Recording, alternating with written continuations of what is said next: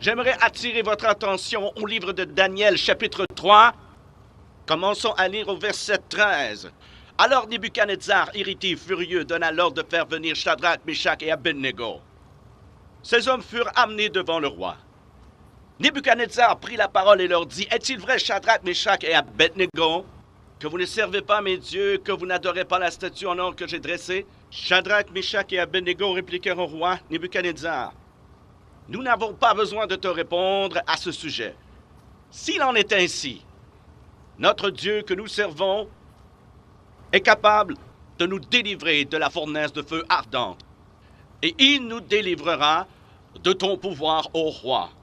Sinon, sache, ô roi, que nous ne servirons pas d'autres dieux, et que nous n'adorons pas la statue d'or que tu as élevée. » Sur quoi Nebuchadnezzar fut rempli de fureur, et il changea de visage en tournant ses regards contre Shadrach, Meshach et Abednego. Et il reprit la parole, et ordonna de chauffer la fournaise, 7 fois plus qu'il ne convenait de la chauffer. Puis il commanda à quelques-uns de ses plus vigoureux soldats de son armée de lier Shadrach, Meshach et Abednego, et de les jeter dans la fournaise ardente. Et ces 3 hommes, Shadrach, Meshach et Abednego, tombèrent liés au milieu de la fournaise ardente. Alors le roi Nebuchadnezzar fut effrayé, et se leva précipitamment, il prit la parole et dit à ses conseillers, « N'avons-nous pas jeté au milieu du feu 3 hommes liés ?»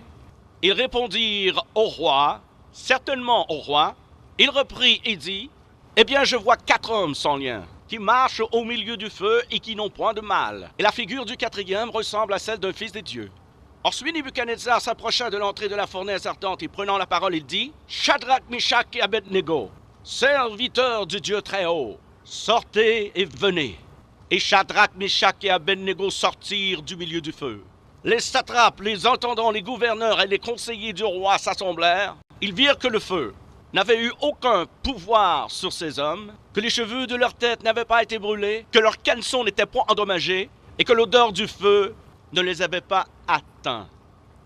Comme un diamant sur un coussin de velours, la ville de Jérusalem, située exactement au centre géographique de la terre, c'était la ville de Dieu, le grand roi.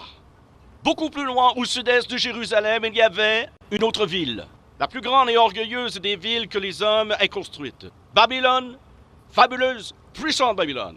Le monde pense et parle encore de Babylone aujourd'hui. Ces murs faisaient 300 pieds de haut, et en haut, ils étaient si larges que 8 chars pouvaient y faire la course côte à côte. Et à l'intérieur des murs étaient les fameux jardin suspendu que Nebuchadnezzar construisit pour son orgueil et sa vanité, une des merveilles du monde ancien.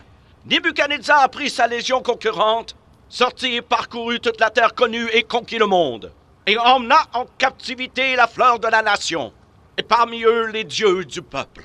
Quand Nebuchadnezzar, cet homme orgueilleux et vaniteux, vit sa conquête, et vit ses multiples dieux, et réalisa qu'aucun pouvoir sur terre n'avait été capable de se tenir devant son armée, il décida de se faire lui-même Dieu. Et il fit une image de lui-même d'or pur de 100 pieds de haut, et l'érigea dans la plaine de Dura. Et il donna l'ordre qu'au son de la musique, toute personne sur terre devait se prosterner, tourner sa face vers l'image et dire, « Grand est Nebuchadnezzar notre Dieu, grand est Nebuchadnezzar notre Dieu. » Et un jour il prit ses légions élites et marcha dans le désert miroitant de sable brûlant, assiégea la ville de Jérusalem, la ville de Dieu le grand roi, abattit les murs, écrasant le temple, détruisit la ville, rendit captifs la fine fleur des nations, de beaux jeunes princes hébreux, des hommes comme Shadrach, Meshach et Abednego. Et il leur montra cette terrible fournaise de feu ardente. Il leur dit qu'il la chaufferait 7 fois plus qu'habituellement. Il a dit, tu te prosterneras ou tu brûleras. Et ces jeunes hommes, ces jeunes serviteurs du Dieu très haut, ont dû faire face à une inévitable réalité de la vie. Votre religion va être éprouvée. Votre foi devra être testée. Et il y a un diable dans ce monde qui n'aime pas Dieu et n'aime pas le peuple de Dieu. Et il fut dit à ces jeunes hommes, vous vous prosternerez devant mon roi ou vous brûlerez dans ma fournaise. La religion, la vraie religion, va être éprouvée. Vous n'irez pas au ciel comme sur un tapis de fleurs. Vous n'allez pas échapper à la colère du diable. Il y a des gens qui se lèveront contre vous. Ils vous persécuteront d'une manière inconcevable. Le diable te dira, si tu sers Dieu, je vais mentir sur toi, je briserai ta réputation, je te persécuterai, je te pourchasserai. Si tu ne te soumets pas, tu brûleras dans ma fournaise. Le diable dira tous les mensonges possibles. Mais laissez-moi vous dire ce que les 3 enfants hébreux ont dit. Quand ce vieux Nebuchadnezzar dit « Vous vous prosternerez devant mon Dieu ou vous brûlerez dans ma fournaise », ils ont dit « Nous pouvons brûler dans ta fournaise, mais nous ne nous prosternerons pas devant ton Dieu. » Mais savez-vous ce que Dieu a dit? Dieu a dit « Si vous ne vous prosternez pas devant le Dieu de Nebuchadnezzar, moi je veillerai à ce que vous ne brûliez pas dans sa fournaise. » Dieu recherche des personnes qui ont pris leur décision, qui vont remettre leur sort dans les mains de Dieu, qui vont recevoir du Saint-Esprit un salut profond, sincère, ancré et fondé sur le roc. Le genre de religion qui remonte le long de ta colonne vertébrale, redresse ta vie tortueuse et fait quelqu'un de toi. C'est ce que Dieu recherche. Nous avons compromis cela. Et ceux qui ont fait ce compromis, ils brûlent. Ils n'ont pas la puissance de Dieu. Ils n'ont pas l'onction de l'Esprit. Ils n'ont pas la foi qu'il faut pour vaincre les fournaises ardentes de la vie. Non seulement avons-nous compromis le salut qui vient du cœur, nous avons aussi compromis l'onction de l'Esprit de Dieu. Nous ne pouvons pas faire le travail de Dieu à moins que nous soyons loin pour le faire. Vous devez avoir l'Esprit de Dieu sur vous. Vous lisez votre Bible, vous regardez l'histoire religieuse. David, Moïse, Élie, Samuel, Pierre et Paul et Jean, les hommes qui ont délivré leur génération, les hommes qui ont eu la puissance de Dieu, avaient l'onction de Dieu. L'Esprit est venu sur eux. Les gens disent, frère Robert, que voulez-vous dire par l'Esprit? Que voulez-vous dire en disant que nous devons être loin? Bien, mieux vaut le vivre que l'expliquer. Je sais que quand je ne suis pas sous l'onction, je n'ai pas la puissance de Dieu. Quand je ne prêche pas avec l'onction, ne prie pas avec l'onction, de grandes choses n'arrivent pas. Mais au moment où l'onction vient sur moi, les gens sont délivrés. Pourquoi? L'onction brise le joug.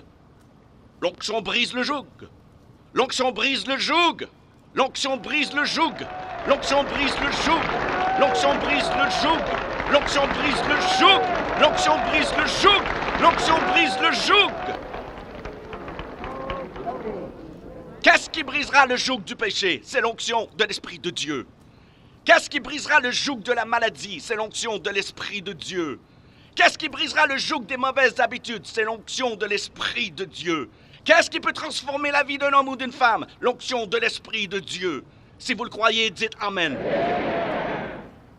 Alors, le roi dit, vous vous prosternerez devant mon Dieu ou vous brûlerez dans ma fournaise. Les 3 jeunes Hébreux, Shadrach, Meshach et Abednego, ont dit 2 choses. Ils ont dit, nous brûlerons peut-être dans ta fournaise, mais nous n'adorons pas ton Dieu. Nous briserons peut-être nos os dans les flammes de ta fournaise, mais notre âme se tiendra toujours debout, bien droit. Tu peux nous humilier, nous mépriser, nous tourner en ridicule, ici en public, mais dans nos cœurs, nous serons toujours intègres devant le Dieu Tout-Puissant. Tu peux nous jeter et nous enchaîner. Tu peux lier nos jambes jusqu'à ce que nos genoux touchent le sol. Mais dans notre esprit, nos yeux regarderont à la montagne d'où nous viendra le secours. C'est la première chose qu'ils ont dite. La deuxième chose qu'ils ont dite, ô roi, le Dieu que nous servons est capable de nous délivrer. Et il nous délivrera de ta main. C'est la déclaration de la foi. Ils ont dit, roi, le Dieu que nous servons est capable. Oui, Dieu est capable. Mais il est seulement capable pour les personnes qui le servent. Vous devez comprendre ça. Si vous ne servez pas Dieu, si vous ne croyez pas en Dieu, la capacité de Dieu n'est pas disponible pour vous. Ils ont dit, le Dieu que nous servons est capable. Capable de quoi? De nous délivrer. Il est capable. Que notre faiblesse repose sur ses épaules, notre Dieu est capable. Que les anges le crient du haut des cieux, notre Dieu est capable. Que les prédicateurs le crient de leur plateforme, notre Dieu est capable. Que les païens imaginent des choses vaines, notre Dieu est capable. Laissons-les jeter Paul et Silas en prison à Philippe. Notre Dieu est capable. Il secourra ce lieu par un tremblement de terre, brisera les liens des captifs et les rendra libres. Laissons-les jeter Daniel dans la fosse au lion pour ses prières et sa foi en Dieu.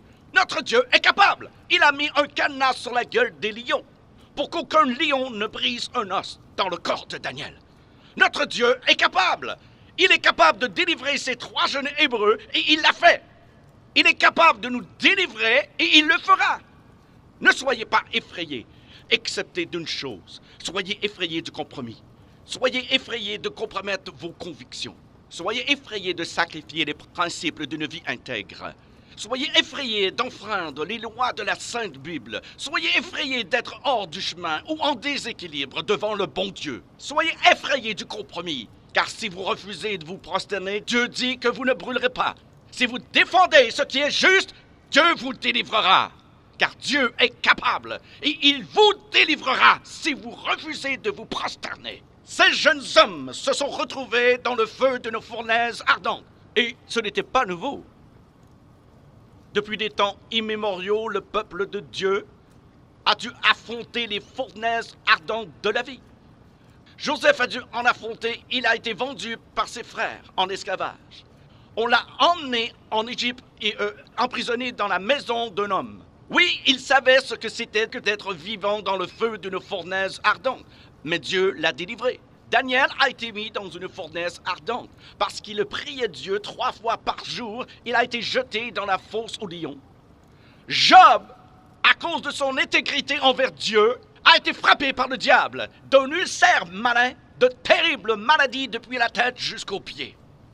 Vous savez, les fournaises ardentes peuvent prendre plusieurs aspects et plusieurs formes. Parfois c'est la maladie, parfois la pauvreté, parfois la privation.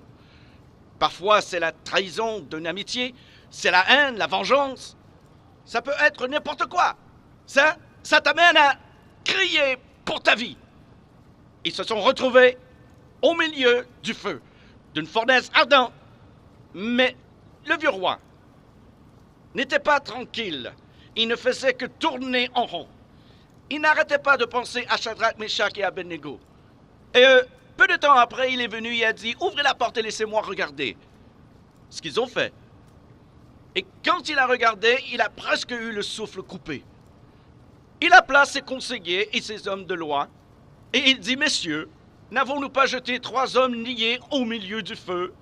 Ils dirent « C'est vrai, ils étaient 3 au roi. » Il dit « J'en vois 4. » Ils sont déliés, et ils se déplacent. Ils n'ont aucun mal, ni blessure. Et l'apparence du 4e est comme le Fils de Dieu. Le 4e homme a répondu à l'urgence de leurs besoins. Maîtrisons les flammes crépitantes, s'emparant de ce feu violent et libérons ses enfants. Qui est ce 4e homme? Je vais vous dire qui il est. Dans la Genèse, il est la semence de la femme. Dans Exode, il est l'agneau pascal. Dans Lévitique, un grand prêtre. Dans Nombre, une colonne de nuée le jour et une colonne de feu la nuit. Dans Deutéronome, il est le prophète comme Moïse. Dans Josué, il est le capitaine de notre salut. Dans Juge, il est notre juge et législateur. Ruth, il est le rédempteur. 1 et 2 Samuel, il est un prophète de confiance. Dans Roi et Chronique, notre roi qui règne. Dans Esdras, le scribe fidèle. Dans Néhémie, le reconstructeur des murs détruits de la vie humaine. Dans Esther, notre Mardoché. Dans Job, il est l'aurore du ciel et notre éternel rédempteur. Dans Psaume, l'Éternel notre berger. Dans Proverbe et Ecclésiaste, notre sagesse. Dans Cantique des Cantiques, il est l'amoureux de l'époux. Dans Ésaïe, il est le prince de paix. Dans Jérémie, il est le germe juste. Dans Lamentation, le prophète qui pleure. Dans Ézéchiel, l'homme aux 4 visages. Dans Daniel, le 4e homme de la fournaise ardente.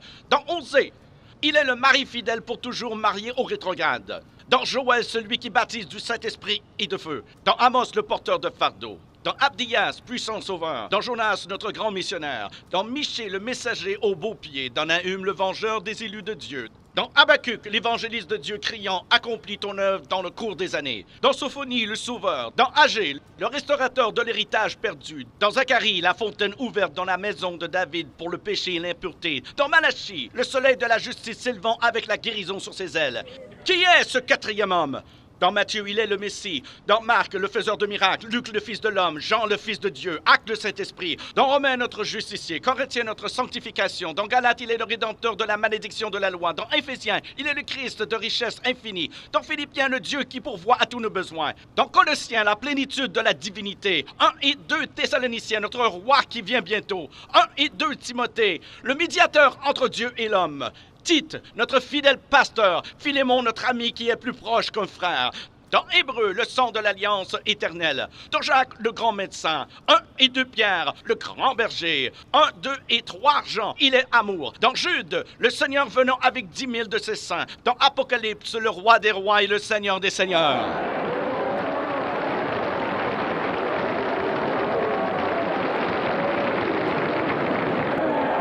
Qui est ce quatrième homme? Je vais vous dire qui il est. C'est le sacrifice d'Abel. L'arc-en-ciel de Noé, le bélier d'Abraham, le puits d'Isaac, l'échelle de Jacob, les fardeaux d'Ézéchias, le sceptre de Judas, la verge de Moïse, le manteau d'Élie, le bâton d'Élisée, la corne d'huile de Samuel, la fronde de David, la figue hâtive d'Ésaïe, le cadran solaire d'Ézéchias, les mouchoirs et le linge de Paul, le rocher de Pierre, la cité de perles de Jean. Il est un mari pour les veuves, un père pour les orphelins, pour ceux qui voyagent en pleine nuit. Il est l'étoile brillante du matin, pour ceux qui marchent dans une vallée solitaire. Il est le lys des champs, la rose des sables, le sarment de vie et le miel du rocher. Qui est-il? Qui est le quatrième homme? Il est Jésus! Il est Jésus, le Fils de Dieu!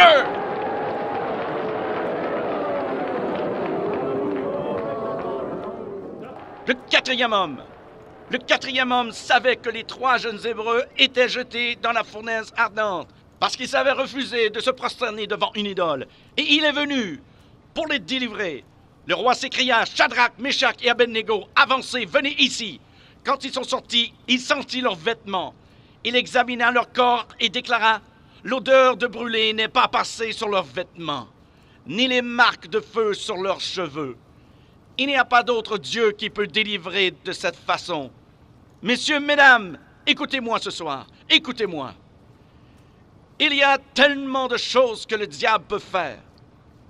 Son pouvoir s'arrête à la porte de la fournaise. Et c'est là où le pouvoir du quatrième homme commence.